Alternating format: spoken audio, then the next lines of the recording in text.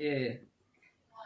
십자가앞에서는 의인도 없고 아무도 없고 진짜 나 자신 자체도 다 부정이 되는데 그러니까 우리가 이제 그 성령의 인도하신 분으로 그참 감옥에 예수님의 그 십자가 증인으로서 우리가 그거를 이제 죄인으로서 그런 폭로를 당하면서 그 드러내면서 그 교회를 피로 우리가 우리는 그 예수님을 못 박을 수밖에 없고 예수님을 진짜 할 수밖에 없다는 존재를 이제 더 부각이 되거든요. 요즘에는 저도요.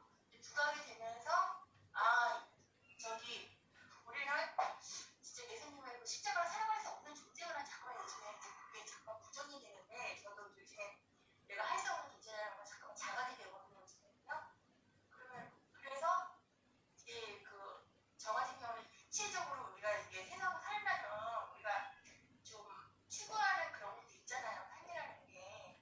그리고 요즘에는 그냥 여기를 오면서 그냥 요즘에는 그냥 살게 되더라고. 저도 아무 생각 없이 그냥 하루 주시면 그냥 주시는 대로 살아가는데 이게 맞는 건지 틀린 건지 저도 모르겠어요. 저는 요즘에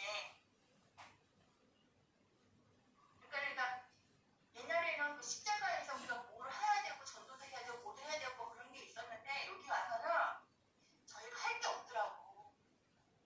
그냥 삶 가운데 그냥 사건 속에서 일어나는 일 가운데 그냥 살아가면서 이제 그렇게 가는 건데 또 아까도 저희가 그 십자가의 복음이 전파되면 우리가 추구하는 이상적인 교회도 부정이 되잖아요. 그런 교회 자체가 없잖아요. 솔직히 얘기하면 인간 중심적인 교회지 십자가의 그 복음만 전하는 교회는 진짜 이 세상에서 우리가 부정이 되잖아요. 그런 교회 자체가.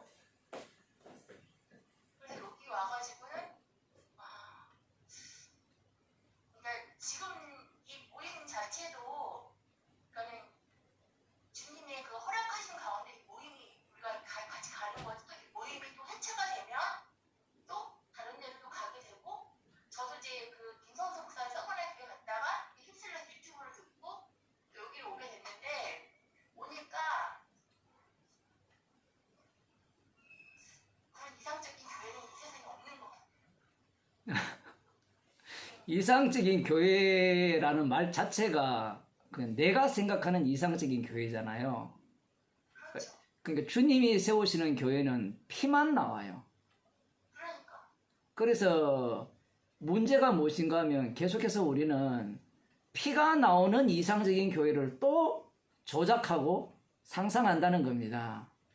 그것이 결국은 과거 역사 속에서 성경 속에서 뭐 역사라고 표현을 하지만 실제로 일어난 사건이니까 우리 가운데 똑같이 반복되는 겁니다. 그렇게 되면 결국은 그 예수님을 살해한 그 유대인들과 전혀 다를 바 없는 그러한 어떤 태도를 취하는데 그 모습을 누가 보였는가 하면 갈라디아에 있는 다른 복음, 우리들은 다른 복음이라니까 달라 이렇게 가는데 다른 복음은 유사 복음이에요. 십자가 이야기하지 않는 게 아니에요. 다 들어가 있다니까요. 다 들어가 있는데 그 속에 그 십자가 자체를 누구를 위한 것으로 바꿔버리냐 할 때는 나를 위한 것으로 바꿔버리는 거예요. 오늘날 교회주의자들 같은 경우에는 교회를 위한 것으로 진짜 아름다운 교회, 주님이 소망하신 그 교회로 바꾸어버리는 겁니다. 교회로. 그러니까 복음을 열심히 전해서 십자가만 전하는 교회. 그러면 그 다음 나오는 게 뭔가 하면 우리 교회로 오세요. 그러면 구원을 얻습니다. 이런 논리가 나오는 거예요. 그게 이단들이 갖고 있는 전형적인 모습이에요. 우리 교회에 와서 구원을 얻는 게 아니라 십자가의 피능력이 구원을 얻게 합니다.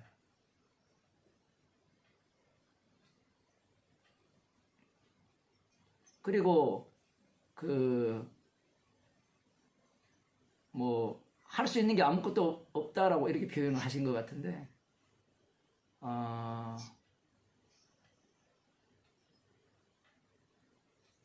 할 수 없다라고 할 때는 주님의 일에 대해서는 우리는 아무것도 못해요. 십자가 피 공로에 대해서는 어떤 것도 개입을 못하는데 그 피를 증거하기 위해서 우리는 다 해요. 피를 증가하기 위해서는 우리가 다 한다고요. 그래서 사도 바울이 먹든지 마시든지 무엇을 하든지 하나님의 영광을 위하여 하라. 주님은 그리스도 안에 있는 자들이 무엇을 해도 십자가의 피만을 증가하는 증인으로 이미 만드셨고요. 만드셨기 때문에 그러한 길로 인도하시는 겁니다. 우리가 이 복음을 듣게 되면 어려운 것이 김석수 목사 정도가 되면 내가 그 복음을 받아들이고 믿으면 된다라는 이러한 어떤 그 지식 정보죠. 얼마든지 나로부터 출발이 되어지는데 이 복음 속으로 들어오면 기존 우리들이 갖고 있는 모든 것들이 다 깨어져 버리기 때문에 뭐 길을 잃었다라고 표현할까요? 길을 잃으면 신나잖아요. 예수님이 우리를 그 목자 없는 양같이 유리한다고 하면 아멘 하면 되는데 자꾸 우리는 유리 안 하려고 내가 백날 붙들어도요 그 구원 안 돼요. 이때까지 계속해서 내가 붙드는 복음을 우리가 그 소망하고 왔잖아요. 여기까지 와서도 내가 붙들려고 하니까 그렇게 만일에 복음이 붙들어진다면 일곱 귀신 들린 사람입니다. 자기를 소지라고 해서 죄송합니다만은 깨끗하게 청소를 해가지고 일곱 귀신이 가뿐하게 들어오도록 그렇게 복음을 듣겠다고 하는 이런 자리로 나왔다라고 볼 수 있어요. 우리는 목자 없는 양같이 유리하는 자로 계속 있어야 목자의 목자다움을 증가할 수 있어요. 기존 교회에서나 우리가 살아오는 모든 것들은 목자는 필요 없다라고 계속 가르쳐 왔거든요. 그래서 목자 없는 인생이 되어라 라는 것이 이 교회의 모토죠. 뭐 아닌 것 같죠? 바리새인과 서기관들이 목자가 필요 없는 겁니다. 그들은. 왜냐하면 자기들이 모세의 자리에 앉았기 때문에 자기들이 목자의 자리에 앉아있는데 목자가 왜 필요해요? 이 사상은요, 니체의 사상과 동일합니다. 니체의 사상이 네 맘대로 해라는 겁니다. 네가 하고 싶은 대로. 뭐 힘의 의지가 하는데 힘의 의지가 어디서 튀어나와요? 악마에게서 튀어나오는데 악마는 뭘 노립니까? 네가 하나님처럼 되어라. 그걸 노리거든요. 하나님처럼 되면 자기가 양이 아니죠. 그것도 길을 잃은 목 잡는 양같이 유리하는 자가 아니고 제대로 찾아가는 양이 되죠. 그래서 주님께서 계속해서 분명히 또 다른 보혜사를 주셔서 책망하신다고 있잖아요. 책망하면 아멘 하면 되는데 책망이 필요 없어. 계속 필요 없다라고 우리는 우기려고 하는 거죠. 그래서 복음을 딱 듣게 되면 그 다음부터는 말씀 안 들어요. 성경 안 읽고. 왜냐하면 더 이상 나는 유리하는 자가 아니라는 겁니다. 그러면 목자 필요 없다는 거예요. 목자가 우리 옆에 있다는 것은 우리는 계속해서 길 잃고 헤맨다는 거예요. 우리가 기억하는 것은 목자가 양을 어깨에 메고 돌아오는 이 상태가 아니라 갔다가 메고 돌아오고 계속 갔다가 메고 돌아오는, 그래야 주님의 죽으심을 증가하는 그 유리하는 양이 아니겠어요. 이스라엘 백성들이 뭘 꿈꿨습니까? 목자가 오면 더 이상 자신들은 헤매지 않는다는 게 그들이 꿈꾸는 메시아 왕국이에요. 그런데 성령을 받게 된 그 사도들도 받기 전에는 그런 생각을 가졌지만 받고 난 뒤에는 십자가 사건이 계속해서 자기들 몸에서 반복되잖아요.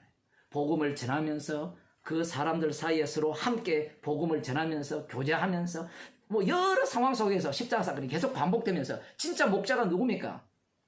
피 흘린 그분만이 계속해서 증거되고 돋보이는 거예요.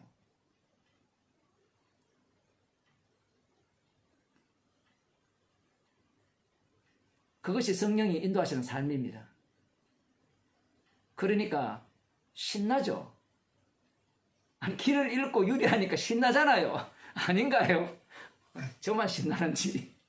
아니, 목자가 함께 하니까 한다는 자체가 너는 갈 길 모른다 얘기고, 우리는 악마의 교육을 너무 많이 받았어요. 목자가 인도하니까 너는 길 제대로 가. 이제 너는 길 제대로 가면 목자가 왜 필요해요? 예? 목자가 함께 한다는 자체가 너는 제대로 된 길로 못 간다는 거거든요. 주님의 그 민망히 여기심, 긍휼히 여기심이 계속해서 함께 하는 게 성도예요.